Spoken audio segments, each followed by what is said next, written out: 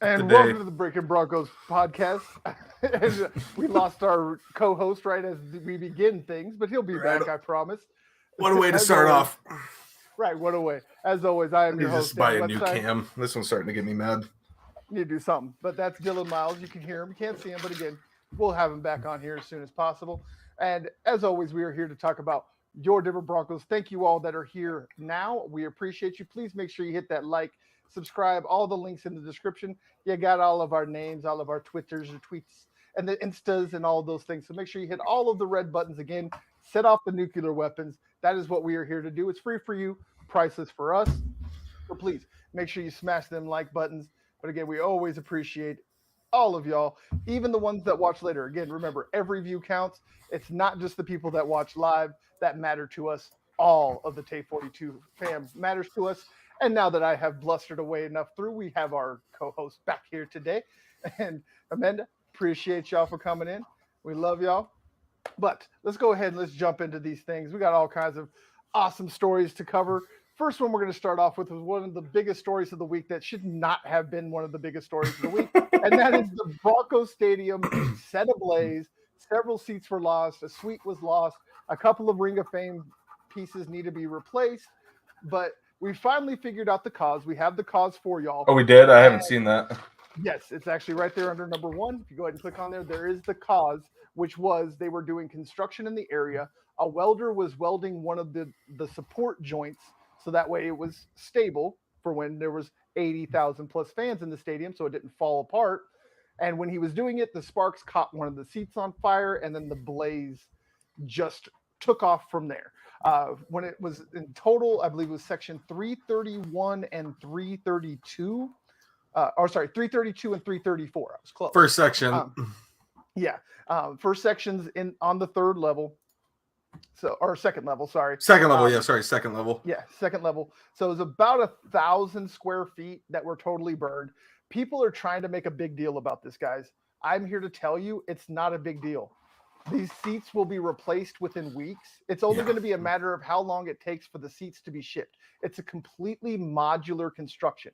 All they have to do is take out the old supports that are probably melted, replace them with new ones, and slide in the new seats. This whole thing about it's going to cost the Broncos $100,000, they're out of their mind. At the most, they might lose out on the seats for the Monster Jam, Monster Truck Rally that they have coming up on April 23rd. Hell yeah, Monster Jam.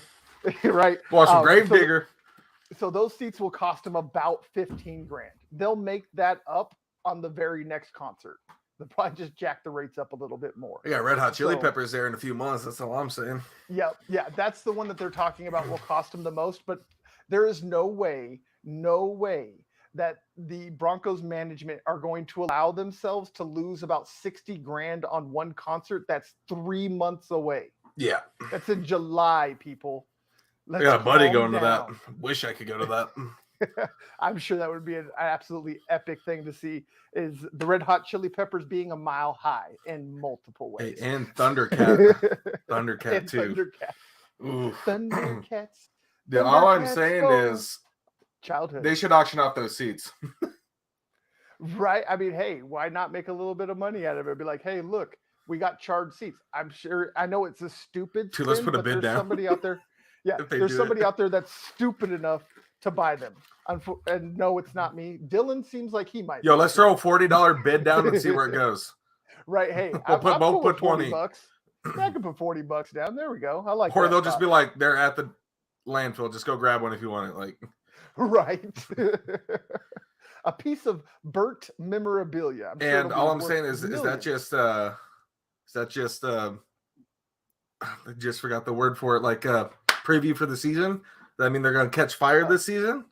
Right. Hey, now there is a lot of people trying to make the correlation of it being a bad omen because something similar happened to the New York Mets about, it was like 3 or 4 years ago when they built that little super team they had when they went nuts in free agency and snatched up every big name that they could.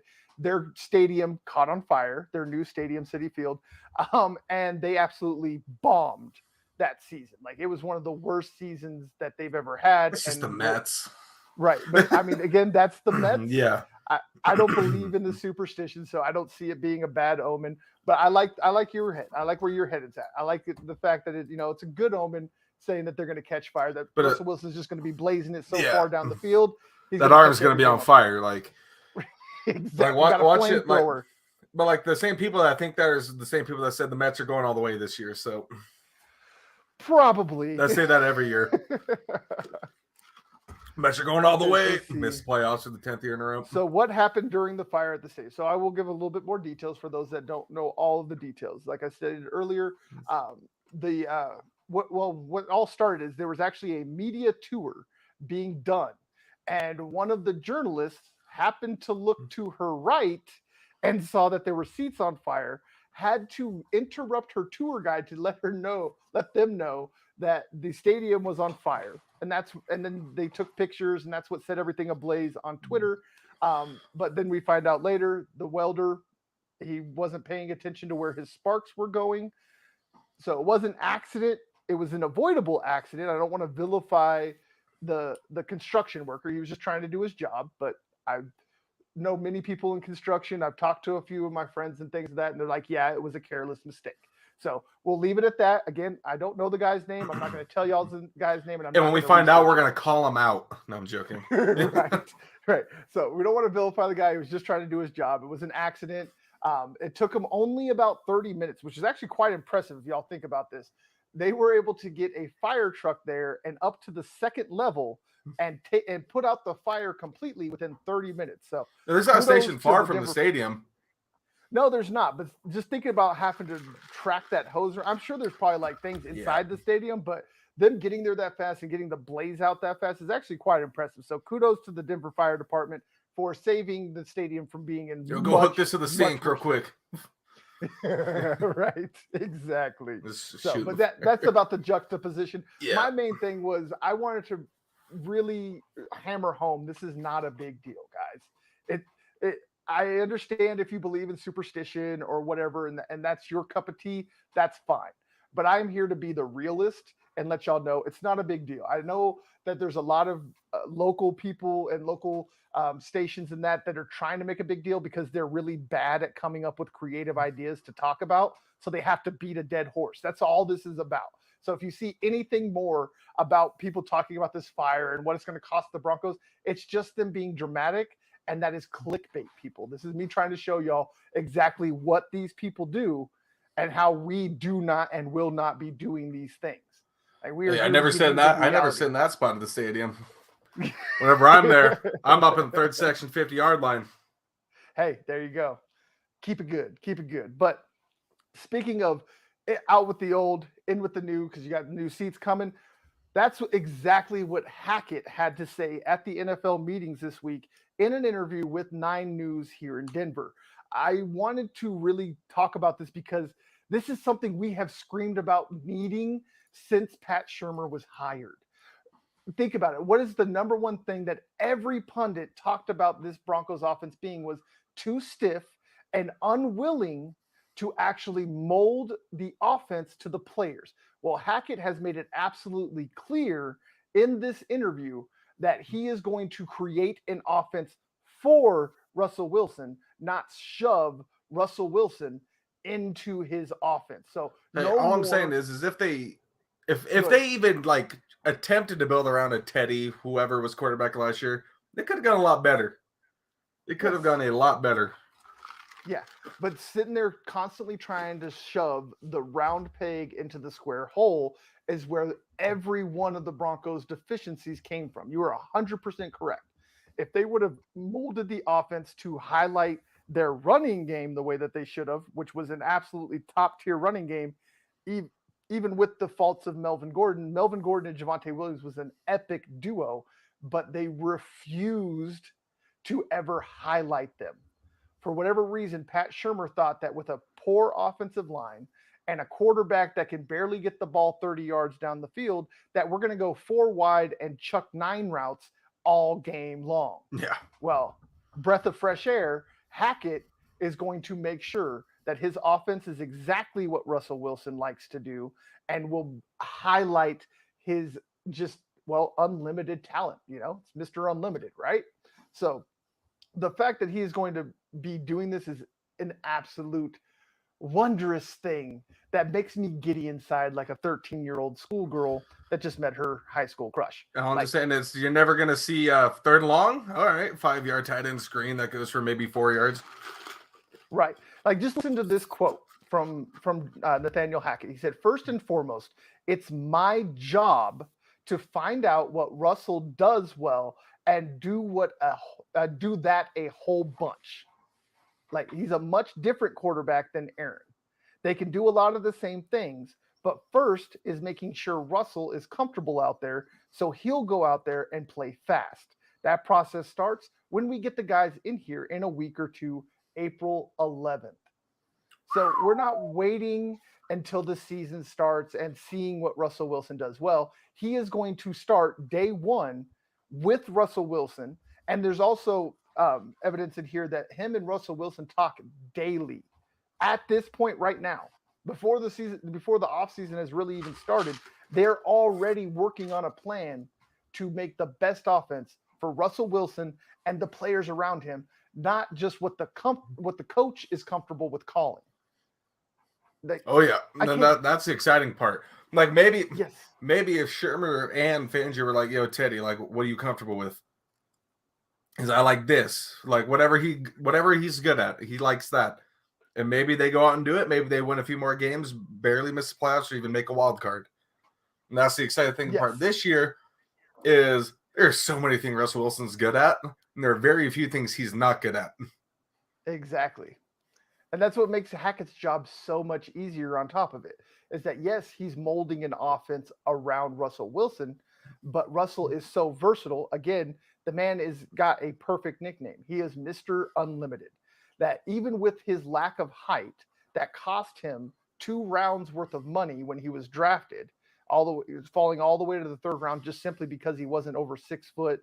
And he wasn't. And then, we had a number 1 overall QB go to the Cardinals who was, 5'8", 5'9"? Yep, because of Russell Wilson. The reason that Kyler Murray and Baker Mayfield were number 1 overall picks are because of what Mr. Unlimited did in Seattle. Like, I don't know why people are trying to discredit that man's talent the way they have. I don't know if it's a jealousy thing. I don't know if it's ignorance. Maybe it's both. But either probably a bit of both. I think I can agree with you there. It's just the man has all the talent in the world you want from a franchise quarterback. He's already won 1 Super Bowl. He went to back-to-back. Close to winning back-to-back. 1 yard away from back-to-back Super Bowls. And Carroll had to throw the damn ball. Don't give it to beast mode on the 1. Yes, I still cannot fathom. I mean, I understand like the analytics of like, oh, they're probably going to be expecting a run from but that man ran people over. Right, like look at Beastquake. You don't think they knew that he was running on that play, but he still ran through the entire Saints defense. Like, I know that was a couple years younger, and then Marshawn, but then the salute to the dive in the back of the end zone. He had the greatest salute when he scored a long touchdown. I gotta say, Marshawn Lynch in the crotch grab is one of the greatest celebrations that has ever been created. The salute. Yes, the salute. It's great. Absolutely epic. I love it. And Marshawn I just love him as a human. I know people like to try. Oh, he was on Conan's podcast a few weeks ago. It was great. He's great. Yes. I mean, everywhere he goes. Like, that's why I wish that he would have talked more as a player. Like, I get why he didn't. He had his own personal reasons for it. I respect that. I'm not here to get fined. That's all I'm saying. Right. I'm not one of those journalists that gets mad because a guy won't give me a quote. Like, that's their prerogative. Like, I understand I have a job to do, but they are also a human. Like, I really don't understand the journalists that get mad when a player doesn't want to talk to them. It's like 90% of the time, the reason they don't want to talk to you, it's your fault. It's because you're a dick. Like, just plain and simple. Like, it's because you're a jerk and they don't want you to twist their words because that's what you're famous for. And no journalist ever wants to admit that, but that's usually the case. And then there's just those few dozen that are just like, I'll talk to anybody. Right, exactly. Like they like a Chad Johnson. Like he just likes to hear himself. Peyton Manning. Peyton Manning, yeah. Which they were personable people, and that was their personality. And so I have all the respect for that, but I have just as much of respect for a Marshawn Lynch. And that's where a lot of people get it twisted in this industry, is like they feel like they are entitled to an answer, and you're not. My favorite other one my favorite other Marshawn type that just athlete, not just football player, was Todd Helton. He was good. Yeah. He did not like the media. No, not at all.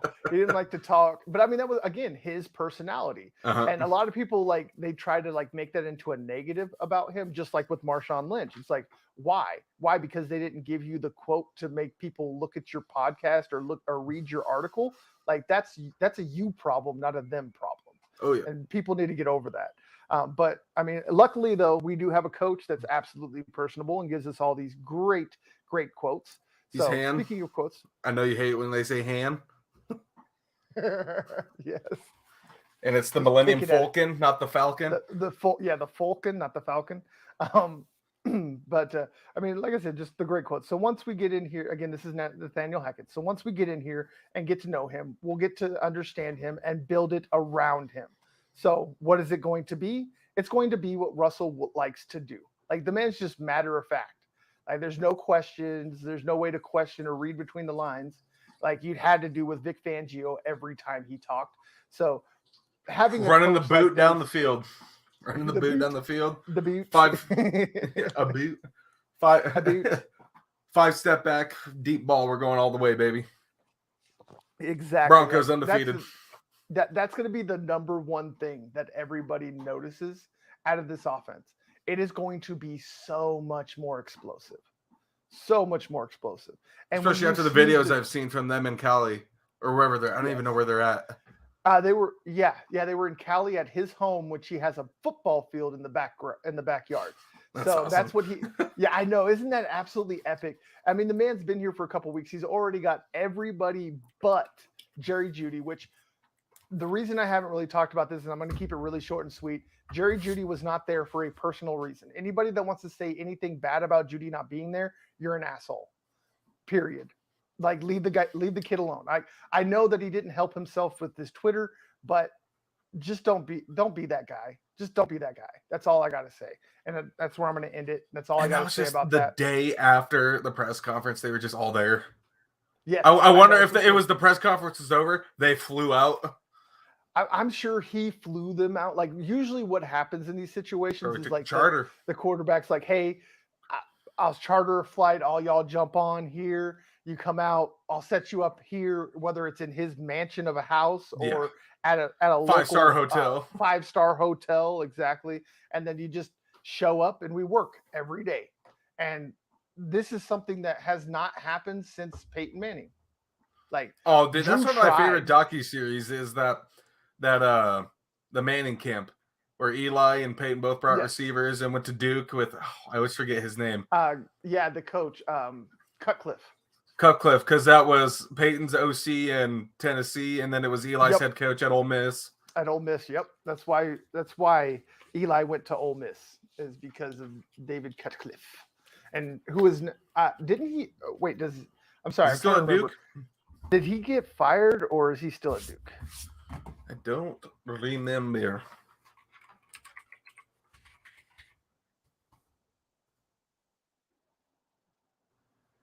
3 analysts Texas could hire with David Cutcliffe off the market. No, he's still Oh, at yep, Duke. he is no longer at Duke.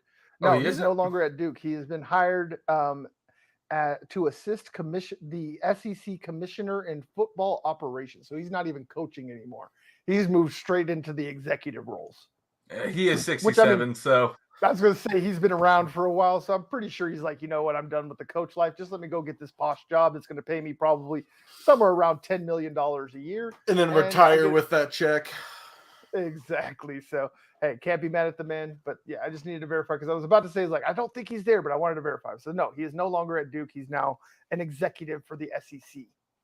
But again, hey, best conference. And I mean, that's why Paton loved Cutcliffe so much. It was the same reason why so many people love Hackett was he's very personable and he never forced the wrong peg in the wrong hole. He always built his offenses around his players and highlighted their strengths while masking their weaknesses, which is what every coach is supposed to do. I think it's actually kind of fitting that I'm wearing my coach's shirt today because we're talking so much about coaching. Yes, sir. Baseball, I got baby. my medals. Nice. I got on the keychain. Nice. This is my son's medal from when I coached him. So there's that. Dude, this is my championship one from 19. It's all scuffed because it's been on my keychain since then. Oh, get off the glare. We had no championships because, it was coach pitch. So everybody got Bruce, baby. We're getting there. Baby Ruth and Little League. Appreciate you, Bird Gang, as always. Broncos don't have a first-round pick, so not going anywhere there. Second round, I do believe. Right. Hey, no, I'm not mad. We're going to talk about later why people don't need to be so angry about not having a first-round pick. So stay tuned for that. But in the second round, I do believe they either go edge rusher or offensive line, because we will talk later that they do have some pre-draft visits, and it's quite interesting. I know one of them. Yep, I'm sure you do. We got our favorite type of players in these visits, and we'll get to that just shortly. Down and dirty. But yes, as far as the draft second round, if they stay where they're at, it's going to be either an offensive tackle or an edge rusher. Because even though they got a plethora of edge rushers outside of Bradley Chubb and Randy Gregory, there's nobody who really pops. Was it DeMarcus is still there, right? Walker?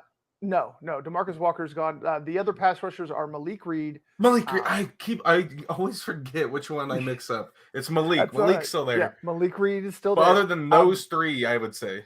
And they're moving Baron Browning to out. They're talking about moving Aaron Browning. Hey, after the way he played last year, I'd like to see him there. I'd like to see him at middle linebacker, though. I mean, I like the way that we just got so many now. I know, but that actually kind of makes me think that they really like Jonas Griffith more than we even know. If they're moving Barron, that just sounds like they're trying to create space for another guy to come in. And to also let Baron Browning still be a menace on the field, let him be a presence like it was last year. Right. And I mean, the thing that he would really bring to the edge rushing group is pass coverage ability. He showed last year that he is really, really good in space. And that's why I don't like him going to the outside linebacker position, is because his problem is getting lost in the trash. He doesn't do a very good job of shedding blocks when he ends up getting on like an offensive guard or a big offensive tackle. He's just not strong enough to get them off of him. Yeah. So thinking that he's going to be able to pass rush on a consistent basis has me worried. He's there for the pass defense, really. Right. I think that's more likely what it's going to be, because this defense is going to be a little bit different. Jairo Avero, he's going to have a lot of the same concepts that we've gotten used to under Fangio and Phillips, but he is his own man. So I'm sure there's going to be different wrinkles, and maybe he uses his outside linebackers in coverage more than Fangio and them, and so he likes the fact that Baron Browning can actually go out and play in space. So yeah, I think you're probably on the right track there. Mm-hmm. That they're going to be using him more in like sub packages, dime packages, where he's going to end up covering more than he actually pass rushes. So I think you're on the right track there. But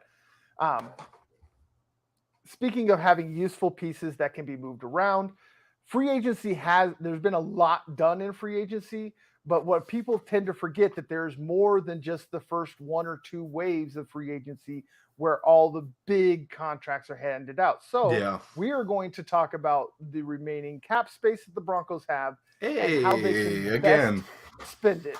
Yes. So as of right now, excuse me, the Broncos have about $12 million left in cap space after you allot for the draft or for the kids that are going to be drafted. You got to take those into account because you still got to give them money, and it does count against the cap space. I still think there's still enough space to get a Kareem Jackson or another person that will take a small pay cut back. Yes, exactly. There's definitely a lot of veterans that are probably going to be ending up on short-term, 1-year, low cap hit figures. Somebody like, even your guy's still out there, Stephon Gilmore. I think at this point, you could probably get him at a very steep discount, probably on a 1-year deal, so he can renew his value because he was kind of lost in the shuffle in Carolina after getting shipped out of New England. And also it'll also be really nice to have depth on corner, match him and Surtain on opposite sides of each other. 2 lockdown corners. Stephon's not as good as he used to be, but he's still a presence on the field, I think. And he can make those plays when he has to. Oh, I think he's really just there. If they end up getting him, he's there for Pat Surtain. He's really there to just get more out of leadership and help him learn more about the game, especially in the NFL. And we lost your camera again. Yeah, I know. I'm fixing it. I'm under my desk right now. Oh, you're good. All right. So we have a question I can answer real quick. What is free agency? I'm sure that this came from my nephew, is what I'm assuming, because he's probably got his mama's phone. But free agency is whenever a player's contract expires without being renewed or extended.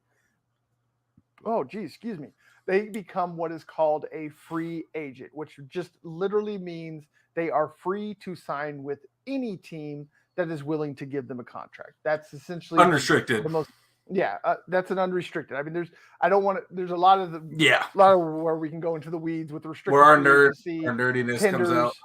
Yeah, exactly.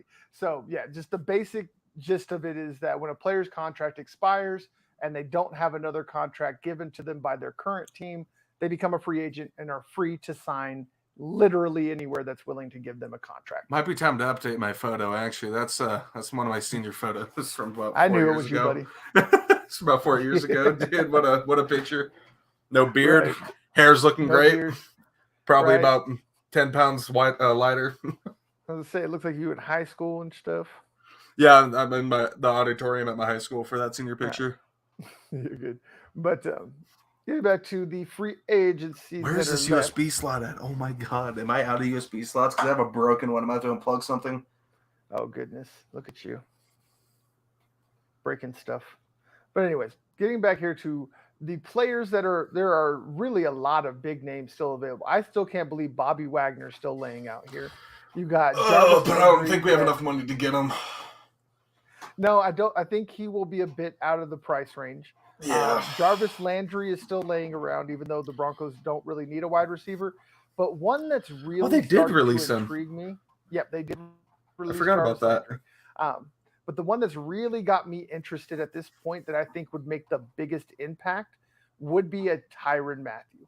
I don't get why people are talking about him being so old. The man's 29 years old. For me, which I know he solved most of these problems, it was the failed drug test problem and also the getting in the fights. But that was mainly with the Cardinals and the Texans. Mm-hmm. Got fixed towards the end of the Texans and at the Chiefs. He's matured a lot. Yes. But that would be my only I guess you could say worry about it, but I'm not too worried about it anymore. Yeah, but when you got Justin Simmons on his other side, I think that would really help balance things out. And the Broncos really need a physical presence in the back end. That's something they're going to miss with Kareem Jackson if they don't bring him back. There is a possibility he'd be a much cheaper option. Kareem Jackson would. He's older and all of that. But I think if there is any way that they can get Tyrann Mathieu into Denver, it would just take that defense to a whole nother level. They would have Get that the honey badger up in here. Yes, that physical enforcer that's a ball hawk that's going to come, that's just as comfortable coming down and stuffing the run as he is playing the back third and picking a ball up. Like him and Justin Simmons would be so interchangeable. You would never really be able to tell who's blitzing, who's coming up, who's dropping back. You could do so much disguise. Or if they're both blitzing or right, exactly. You would never know what's going to happen if they're used properly. So, bro, I'd be scared if I saw the honey badger and Jay Sims coming after me when I drop back. I'd be like, you guys can have it. Yeah, I mean, right now he's showing his market value is about $15 million a year. If he's laying out there this long, there's nobody that's going to give him anywhere near that. So if the Broncos say bring him a 1-year deal in the $8 to $9 million range with some 10, incentives, even a 10, if they. Well, I'm need saying to. with incentives, like the base salary being about 8 or 9, because you don't want that. You don't want to eat up all of your remaining cap space with one guy. So you get them in somewhere in the let's say like $7 to $9 million range with escalators and incentives that can get them much higher. But again, those are bonuses that can be spread out. So escalators. Yes, exactly. Ew. So let him renew his value. Have them restructure some more contracts and maybe get him extended longer if he ends up turning into the old honey badger and, just goes out there and balls, and then maybe they give him a 3 or 4 year deal after the season is over, or they can even spread out things even more. Excuse me. That I think would be the perfect scenario and one of the last pieces this defense needs. So there's my number one guy. What's yours? I want to real quick on the Tyrann Matthew. I love all these Chiefs fans. I can't believe we're not re-signing us. Like, you can't expect to pay a quarterback $500 million over 10 years and expect to keep all these players. Yes. I actually read a really good article on that. I forget who wrote it. I don't want to mess up the names, but it was some Kansas City local reporter was explaining that what is happening is necessary. There's no way that you can have the highest paid quarterback, Tyreek's out of the West, the highest paid wide receiver, the highest paid tight end, and the highest paid left tackle, and be able to create a team around them. Like, those 4 guys would take up like 50% of your cap if they were on the same team. Dude, the only remaining receiver from those teams is Mecole Hardman. Yep. Yeah. Yeah, and they got some picks, from these trades where they can get a few receivers. But the thing is, the Chiefs haven't really drafted that well in years. Mm-hmm. Besides the Patrick Mahomes, that's about it. Yeah, that draft we got Mahomes and Tyreek. After that, I mean, outside of Kelsey being a steal late in the draft, like, they've really done nothing. Their defensive line is absolutely abysmal because of their poor drafting at that position. Their offensive line has gotten worse and worse every year because they can't draft at that position. Their wide receivers haven't been able to stack up the wide receivers. Like you said, the only one left is Mecole Hardman. And they got lucky at the with Bears, dropping Tyreek's at the Dolphins. Yep. Forgot where the other guys. Oh, Sammy Watkins is a Raven. Yep. Yeah, he was gone last year. So, but these things are necessary. And if you look at what they're trying to do, is they're trying to replicate what the Patriots did. If you look at Brady's career, all of his successes and his Super Bowls came in waves. And taking pay cuts and all that stuff, which there's not many people or players willing to do those things anymore. Everybody's about getting top dollar, which I'm not mad at. But then you can't get mad when your team sucks because they paid you all the money. Yeah. And it's like, there's only like few people I can remember that have taken pay cuts, like Brady. There's an Elway to get Neil Smith and Howard Griffith into Denver. There's Peyton taking pay cuts to get those for that 2013 team. But and the difference in generations. Yep. Like the difference in generations. You don't see that anymore around this time. You don't see that anymore. There's a lack of loyalty. There's a lack of camaraderie. Except I bet you Russ would take a pay cut maybe if he wanted to get some other people in there after the contract signs. He's that type of personality because he's not built. It's like, I mean, we just read a quote from Nathaniel Hackett where he's like, Russell Wilson's good, but he's also different than Aaron Rodgers. Yeah. It's not just the play on the field. They're a different type of person. Rodgers is a me. I gotta have my name. He's essentially a narcissist. But he's so funny. He is funny. But Russell, on the other hand, is the most humble superstar you will ever meet in your life. He's just a different type of person than Aaron Rodgers or a Kyler Murray or any of these other quarterbacks that fight for top dollar instead of top talent. And you would think Mahomes would take a pay cut. Like that's what surprised me. I would have thought he would have. That's how much of a team player he was. Yeah, especially for his guy Tyreek. And his left tackle. Like the guy that's protecting his blind side. They don't have anybody for that deep ball anymore. Like no, exactly. And that's what I laugh at people that try to say that Tyreek Hill's not a big deal. Dude, he made that offense work. He was the reason people weren't able to throw 2 or 3 guys up towards the line of scrimmage to take out Travis Kelce because they had to worry about Tyreek Hill flying down the field. And now that's what we're going to see this year. Double team, triple teams on the Travis Kelce. Mahomes is going to have to try and figure something out. He's going to be taking a lot of hits this year.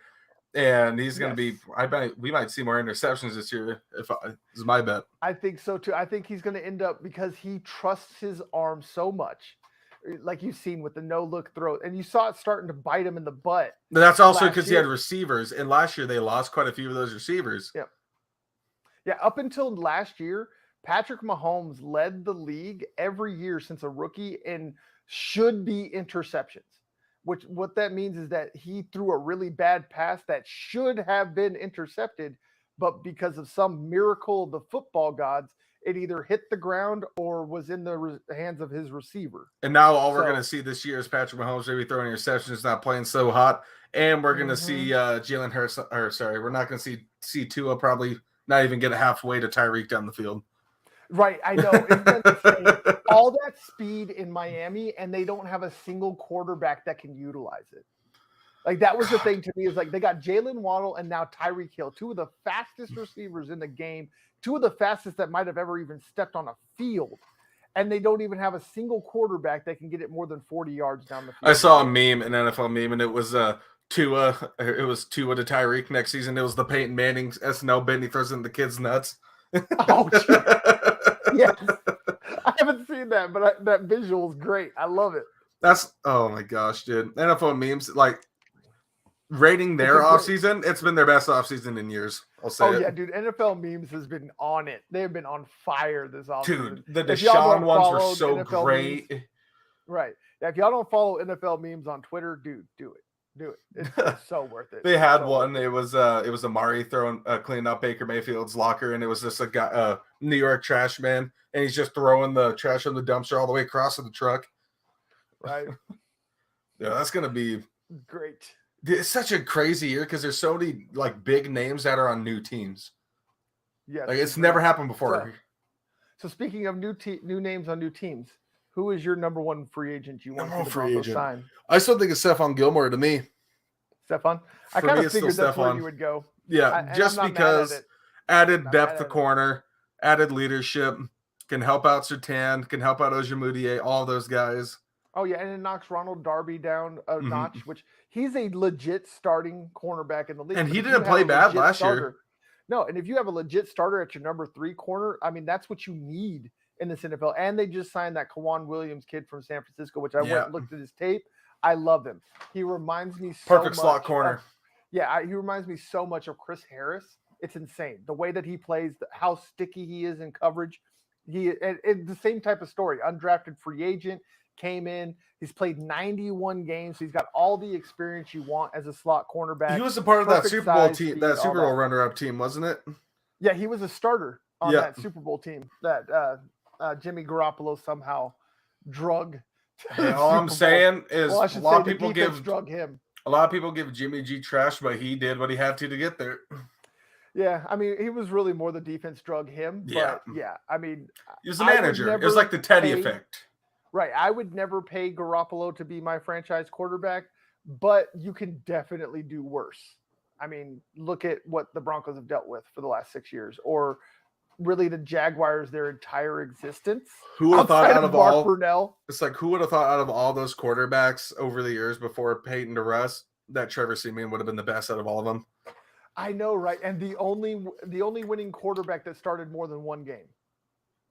The only other quarterback to have a winning record besides him is Brett Rippin with 1-0, baby, 1-0, baby. The sixth rounder and the seventh rounder are the two best quarterbacks they've actually found. I like me some Trevor Siemian. He just signed with the Bears too, so good for him. Yes, I saw that. He's going back home. That's where he went to school, college. I guess he met his wife there, all that stuff. So he's going home. And I think he's going to be a great mentor to Justin Fields. And I love Justin Fields willing to learn. The signing that the Broncos got for backup too. Just based on the name. Yeah. The backup quarterback. He was there. He was the backup to Lamar last year over in Baltimore. I know. I can't remember his name either. I'm trying to pull up. But veteran backup. He will compete for the number 2 job with Brett Rippin. Yes, Josh Johnson. Josh Johnson. I like that pickup. Yeah, and it's like in case backup. And it's like in case and he won a few games for Baltimore this year too. It's like maybe Russ maybe can sit out a few series if they're ahead in the game, let him go in there, ball out, or even if Russ has to miss a game, which I hope he doesn't. You got a good guy there at backup that can go out there and do what needs to be done. Yeah, exactly. Yeah, last year. He didn't really get in much. He played in 4 games, 1 start. Let's see. It was during those Lamar injury weeks. Yeah. But I mean, even in that little amount of time, he threw for 638 yards, had a completion percentage of almost 60 or over 67%. So, I mean, he's obviously accurate. He's mobile, and that's kind of his job. Like, he follows around and backs up mobile quarterbacks. He follows offenses that are built for him. Exactly. Like, he's backed up Lamar Jackson. He's backed up Russell Wilson before, so they actually know each other. So they're going to have a rapport. He's backed up, I think, Kyler Murray, his rookie year, if I remember right, and a couple of that's just kind of his thing. He goes and follows other mobile quarterbacks that he knows he might get a chance to go in and play. Yeah, and I really like. You could make a very lucrative career off of doing here. I'll tell you all his career earnings. I just respect guys like that so much that will just be a backup for their career. They're they accept it. They're like, you know what? I'm gonna do what it takes to help the team out here. Yeah, he's been in the league since 2008. Wow, mm-hmm. He's a veteran, 14 years. Yep. And he has made a career earning of almost $10 million for sitting on the bench. He started 1 year in Tampa where he was drafted, but outside of that, he sat on the bench to make $10 million. Hey, I'd do that. Right. Yeah, give me a spot on the bench. Dude, I'll take 10 mil just to chill during games and then work during the week. Exactly. Free NFL games, dude, and I just get to go play football during the week. All right. Every once in a while, go in and throw a couple balls to some superstars and get your name set on TV a few times so your mama can say that's my baby and get that highlight reel so I can brag to my kids. Right, exactly. Like, Dad, you didn't do anything. Hey, I played in the NFL. You were on the bench. Did you play in the NFL? Yeah. Were you on the bench? That's what I thought. Exactly. Did you get the quarterback water, bud? No. Did you get 10 mil for doing nothing? Exactly. Did you get paid to sit there? No, you didn't. Thank you. Goodbye. Dude, that just seems like the easiest. I know it's not all they do. It just seems like that would just be the easiest, most chill job. Right. Oh, backing up Russell Wilson. All right, let's go fly out to Denver. Oh, we're going on a trip to Vegas for a football game. I'm in. Right, most definitely. Talking about adding to the roster, we have confirmed visits for draft prospects. And I absolutely love who these prospects are because they are the biggest needs. That is an offensive lineman from Washington State named Abraham Lucas. I'm listening, but I will be right back. I'm going to draft again. You're good. And then we have offensive lineman from Tulsa, Tyler Smith. And then there is a cornerback from LSU. Let me make sure I get his name right. Flott. Flott is his last name. He was actually opposite of Derek Stingley Jr., who is projected to go in the top 10 or top 15 of the first round. He's not nearly as flashy as a Derek Stingley, but this is a very solid pick with a very high ceiling. He's about 6 foot, but only about 175 pounds. So the kid really needs to hit some stacks of pancakes and some whey powder and really get some junk in that trunk if he wants to play in the NFL again on the outside, which is where his length is going to be most used and useful. So I really like the fact that these are the first three that we hear of: offensive line, cornerback, two biggest needs, and some of the most depth in this draft are at those positions, along with inside our off-ball linebacker and pass rusher. So the fact that George Paton's already cognizant of what the issues are and already has guys coming in to fix those issues is a great thing to see. So, as always, y'all know we love our big uglies. We love the guys that just get the dirty work done down in the trenches. We love our flashy guys, of course, as always. We love our Cortland Suttons, our Jerry Judys, our Javonte Williams. But the big hogs in the middle, that's where our heart lies, because that's what we are. I mean, I'll tell you, my favorite big dirty of like my memory of watching was Orlando Franklin, man. Oh yes, my god. Yes, Orlando Franklin, and the Who else was on that line? The dude from Baltimore. He was Zeus Senior. And I like I also really loved Paradis when he was here. He's actually available in free agency too. But we got Kush already. They're building around Kush on that center. I would rather see J.C. Treader, the center that was released from Browns. He has played at a top-notch level at center. He's another head scratcher like Jarvis Landry, especially when you have a guy like Deshaun Watson coming in. Why do you get rid of the weapons and the people to protect him? I don't understand. But I would not be mad to see J.C. Treader end up in Denver, because I honestly think Kush would be a better guard than center. So I think freeing him up and letting him learn another position for a year and maybe sliding him in when Graham Glasgow's contract expires next year or something like that would be advantageous. But again, that's just me spitballing. Either way, Kush, I love Kush. I was one of the guys that pushed for Kush during the draft. I love the fact that they were able to get him in the third round, because I did not see him lasting through the top of the second round, let alone see him fall that far. But the way he's played, I don't know if I'm hoping it's the scheme. If it was the fact that he was miscast in the power scheme, the fact that he's going to be getting into a zone scheme, I think could help him. But I just don't see the nastiness that I like out of my offense. I bet you will see it this year. Just the change in offense is going to be big for him. He wasn't. I mean, look at the offense he played in LSU. He played in that high explosive, powerful offense. And his first and zone run. Yeah, and then his first two seasons were just not the greatest with Pat Shurmur as your OC running this horrible offense. Yes, that's expecting his 5 linemen to constantly block all of the pass rushers from the opposing team and never give any help. Yeah, no, I 100% agree with you that I believe he will be better. I'm just not sure how much better. So if you can get a J.C. Treader for cheap, go for it. If I'm comfortable with Kush. Also did see something where the Broncos could be playing the opening game of the season against the Rams. That's interesting. I'd much rather think that they would want to see like the Broncos Chiefs, or I mean, my ultimate thought was they always do a double header the first week on Monday night, right? And the Broncos are always part of that most of the time, right? So why not just make the AFC West that double header? Have the Broncos and Chiefs, Raiders and Chargers. Oh my God. Yes, and then you put the Broncos and Chiefs second, because everybody's going to just tune out if you have the Chargers and Raiders second. So you let them play first. You get your maximum viewership for them. And then you get the real primetime game of the Broncos and Chiefs in week 1. But again, I don't have control over this. I just think that would be the most epic. I still want to be mad, dude. The Broncos get to open the season. Russ's first game in Denver. I think it would be awesome. I mean, I think Denver, Seattle would be good, but I don't. The Rams, who cares?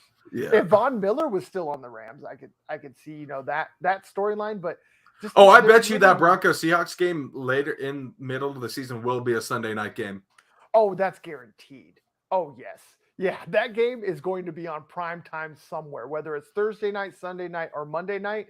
One of those 3 days, it's going to be. Hey, I want to be mad about Monday night nowadays with Joe Buck and Troy Aikman on that squad. Hey, no, I mean, that's going to be interesting. Like, I like Joe Buck, but I mean, Troy Aikman, I've really kind of gotten tired of. Like, you couldn't find somebody to replace him. What I love is how they just don't care anymore. That's what makes me enjoy them. It's like, you can just tell they don't care. And it's just like, IDGAF. It just makes it so entertaining. Yes. To me, it's just like dude, especially the jokes that they crack that most people won't get. You're like, oh, that was good. Yes, most definitely. So who's going to be the new Sunday night crew? That's what I'm worried about. Yeah, I haven't actually seen anything about that. Let's go ahead. Is it Drew Brees replacing finally? Because that's what they were talking about when he retired last year. Yeah, there was something about that. Mike Tirico will join NBC's Sunday Night Football, and they're looking to keep Chris Collinsworth and ESPN's Jay Williams.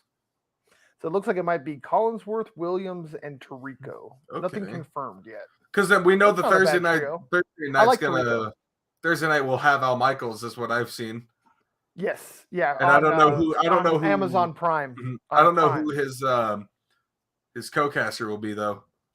Yeah, I don't know about that one either. But whoever Al Michaels with they'll do just fine. But I just like Al Michaels on Prime. Yeah, Al Michaels is a good one. And that's entertaining. Thursday Night Football with Al Michaels, it just changes the game. Monday night with Troy Buck.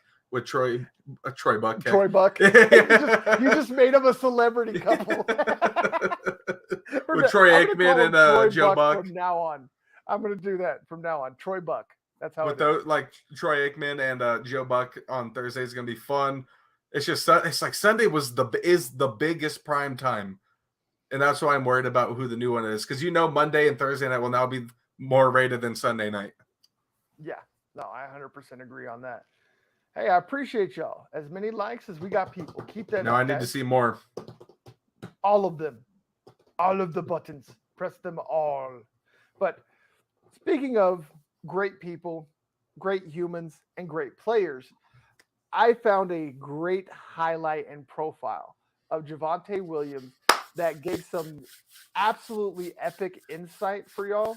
I'm sure a lot of y'all have not read this, but I'm going to go ahead and put it in the chat, because I want y'all to read this profile of this man. And it is of one of our favorite players, the one and only Grim Reaper, Javonte mother freaking Williams.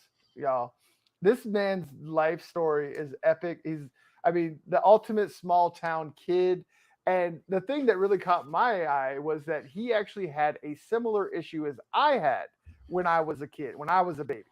I didn't have it to the extent, like I could walk, but I was really unstable. It found out that I had a really bad issue with ear infections, and it was throwing off my equilibrium. Well, it turns out Javonte Williams had the same problem. Unfortunately for me, I didn't get the absolutely epic balance that Javonte Williams has. So it seems like his tubes in his ears worked a lot better than they worked for me, and I'm kind of jealous about that. It's it's him running and just breaking ankles in the NFL. It's just you with the fence post at Family Dollar. Right, there you go. I'm just solid. That's all. Yeah. But yeah, no, it's crazy to think that this man had an issue learning how to walk when he was a baby, got some plugs in his ears, or some drains in his ears. I shouldn't say plugs. The tubes. The right words. The words matter. Use the right words. Was it the tubes in his ears? Yeah, he had the tubes in his ears when he was a baby, so that everything could drain, and then they eventually just fall out on their own. I had them. It's not that big a deal when it comes to the whole surgery and everything, but it's just insane to see how he was not able to walk. He could not stand at almost 2 years old. The kid could barely even stand. They would stand him up and he would just fall down. And then they put the tubes in, everything drained out. And then he just became an NFL running back. Right. And now Von Miller's trying to trip him in hallways and he can't even trip him. Like I thought that was funny when he brought that up. Is like he was so impressed with Javonte's balance that he wanted to see if he caught him off guard in a hallway at Dove Valley, like some Step Brothers junk or some Dumb and Dumber junk, like tried to trip up dude in the hallway and could not do it. and did it multiple times. Like, how big of a kid is Von Miller? Like, for real though. It's like the equivalent of Gruden before he was canceled. Warren Sapp would say it was just like how it was just like competitive relationship between that team and Gruden at the Bucks that Super Bowl year. There was like with Dungy in the hall, you see Dungy in the hall, it's like, hey, how's it going? With Gruden, it's like, you son of a, I'm gonna get you today. Right. But my ultimate favorite thing about this profile was showing the absolute humbleness of this man. This is a valedictorian of his high school. This is a man that has been the man on campus since he was a kid. His first year in high school, he scored 16 touchdowns. And they told a story, his dad told a story about how he would get upset every time that people would praise him for those 16 touchdowns and cry because he didn't understand why they were praising him because he was just doing what he was supposed to do. Like, think about that. A kid, a high school kid that just went off and set all the school records, is literally the big man on campus, and he gets upset when other people celebrate him because he doesn't see why he needs to be celebrated just for doing his job. Like, that's the best part is there are two Colts just created in Denver from the two different sports teams with Javonte Williams and Bones Highland. Yes. And both were rookies this past season. How about that? Dude, how about Bones, dude? He's been playing great. He's been off the rails, bro. It's been absolutely wonderful to watch Bones.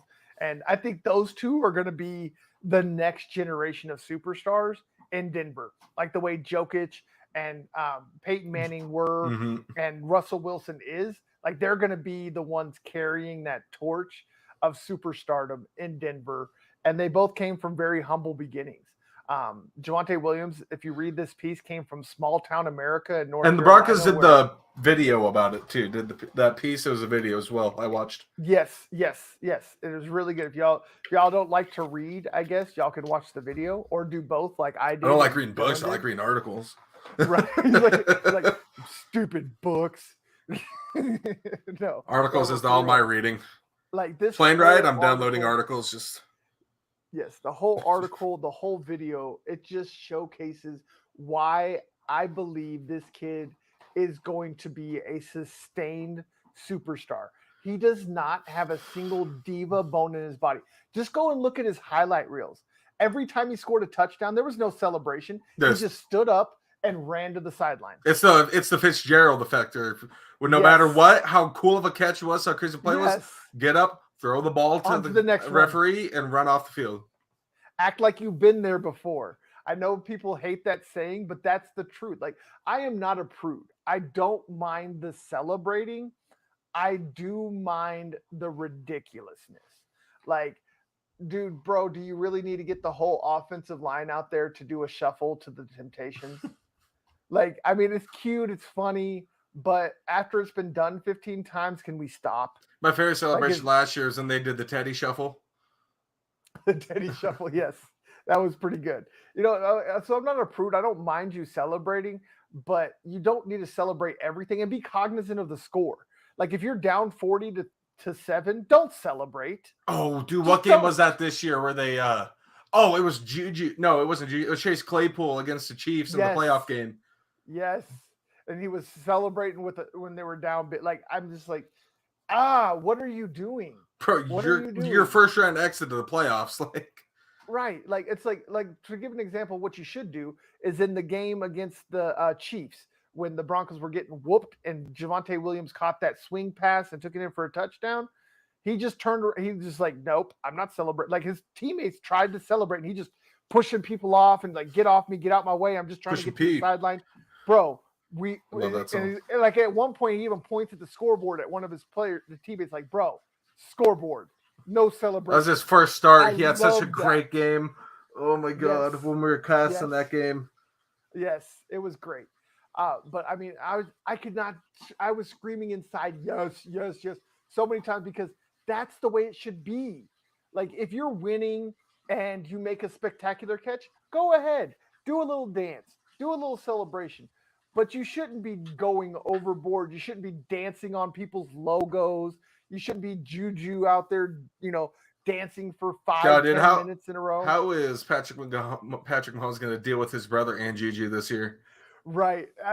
Have you seen the meme where it has Jackson and freaking Juju out doing little TikTok dances, and then they show Patrick Mahomes up there, and he's like, they've been doing this for hours. Yeah. No, my favorite one was Tyreek Hill after 20 minutes of Juju and Jackson in the locker room making TikToks. It was just this car speeding down the interstate. Yes, that's a great one. I see that one too. The one that just made me laugh was after the Tyreek trade as well. It was a SpongeBob meme, and it was Squidward and Mr. Krabs. How are we going to tell him? And it's just SpongeBob happy, cleaning the tables, and it's Patrick Mahomes, Andy Reid, and Travis Kelce. How are we going to tell him? I know. Oh my God, the memes that are going to come out this year. Oh my God, I can't wait. Like you always say, I'm just here for the memes, bro. Yeah, so I'm right here now. For. I'm just here. Broncos for and memes. Exactly. Broncos and Chiefs memes with Juju and company. And when you think about it, everybody's like, "Oh my God, we got Juju." It's like, yeah, you got Juju, I don't know. but yeah, he's like, and honestly, he hasn't been that great of a receiver since his first 2 seasons.